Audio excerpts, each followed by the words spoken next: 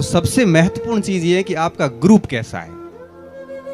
अगर आपका ग्रुप ठीक नहीं है तो मेरे विद्यार्थियों एक बात ध्यान रखना, जितना हो सकता है धीरे धीरे उस ग्रुप को छोड़िए। आप नौकरी वगैरह सब बाद में सोचना, सबसे पहली चीज है कि आपके आसपास के लोग कैसे हैं, आप कैसे लोगों के साथ में घूम रहे हो, कैसे लोगों के साथ में उठ बैठ रहे हो। मेरी अगर बात करूं, मुझे राजपुरोहित हॉस्टल में निष्कासित किया गया क्योंकि बदमाश था, ग्रुप थोड़ा ठीक नहीं था। सेकेंड ईयर की बात कर रहा हूं मैं। फाइनल ईयर में क्या हुआ, जब मैं महावीर पार्क बीच में आता है वहां से होके और स्टेडियम जा रहा था, डेली जाता था फिजिकल की घूमने करने खेलने कूदने के लिए। तो पार्क से गुजर रहा था तो दो लोग कॉर्नर पे बैठे डिस्कस कर रहे थे। तो पानी वानी पी के पार्क में, और मैं वहां से गुजर रहा था, मेरे निक्कर पहनी हुई थी, स्टेडियम जाते थे तो ऐसा ही था। वहां जाके मैं भी बैठा, मैंने कहा क्या कर रहे हो, तो क्या हम पढ़ाई कर रहे हैं। मैं 5-10 मिनट उनके पास में बैठा, 2-3 दिन तक कंटिन्यू ये रूटीन बना।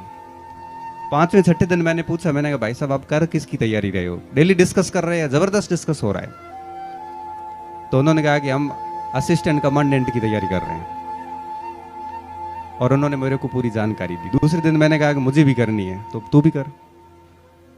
फिर बाद में मुझे धीरे धीरे पता चला कि उनका रिटर्न क्लियर है, फिजिकल क्लियर है, और इंटरव्यू की तैयारी कर रहे हैं वो। तो अब मानोगे नहीं, हॉस्टल छूट गई थी और मैं उनके साथ अहमदाबाद से लेके, मुंबई से लेके, दिल्ली से लेके, जयपुर से लेके पूरा ग्रुप चेंज हो गया।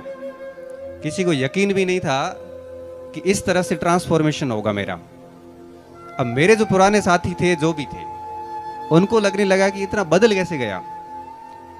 2007 तक ये स्थिति थी और 2009 में 12वीं रैंक के साथ ऑल इंडिया में मेरी नौकरी लगी।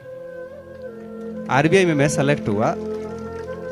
मेरे गांव से लेके, मेरे मित्रों से लेके किसी को विश्वास नहीं था कि 10वीं में 49% एग्जैक्ट, एक नंबर ना ज्यादा ना कम बनाने वाला, अगर सेंट्रल गवर्नमेंट में बिना किसी कोचिंग के, अंग्रेजी आती नहीं थी, मैथ इतनी कमजोर थी, उसके बावजूद इकोनॉमिक्स का पेपर देके अगर पास होता है तो आप समझ सकते हो कि संगति का कितना असर होता है। ये सारा संगति का असर है। मैं उन दोस्तों को आज भी क्रेडिट देता हूं। और आज मैं आपको बहुत इंटरेस्टिंग बात बताऊं, जिस दोस्त की मैं बात कर रहा हूं उसका बच्चा अभी गुजरात के अंदर से राष्ट्रीय इंडियन मिलिट्री कॉलेज में एंट्री करके पहली रैंक से एंट्री हुई है। हर स्टेट को एक सीट मिलती है रिम्स के अंदर। रिम्स में सिलेक्शन होना, जो लोग होते हैं उनको बहुत अच्छे से पता है कि कितनी बड़ी बात है। हमारे पूरे बाड़मेर में संभवतः वो पहला एडमिशन है, और गुजरात स्टेट में उसने अभी एक ही सीट